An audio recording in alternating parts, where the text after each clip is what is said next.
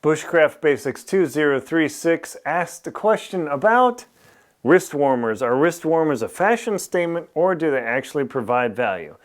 That's a good question, Bushcraft Basics 2036. Now, before I go on, please leave questions in the comments below and I'll do my best to answer them to help other people out. Now, normally you have this little wrist warmer, it looks sexy and cute if you're into that sort of thing and you think, what's the big deal? It's a fashion statement. I will tell you that when I was in Sissamute, Greenland, and I bought a book for one of my relatives about knitting wrist warmers, they work.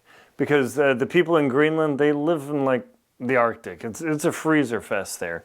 So what you do is you get some sort of wrist warmer where it literally just goes around your wrist.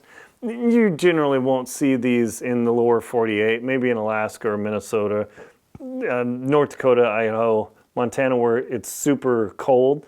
But a wrist warmer totally works because I have had the experience where when I had my shorter gloves in Antarctica and I was wearing these things and I would have to check my watch for time of skiing, I kind of have to check my watch time there, looking at it, and I would pull my glove back, my wrists got cold, and as a consequence, because my wrists got cold, that cold translated to cold in my fingers.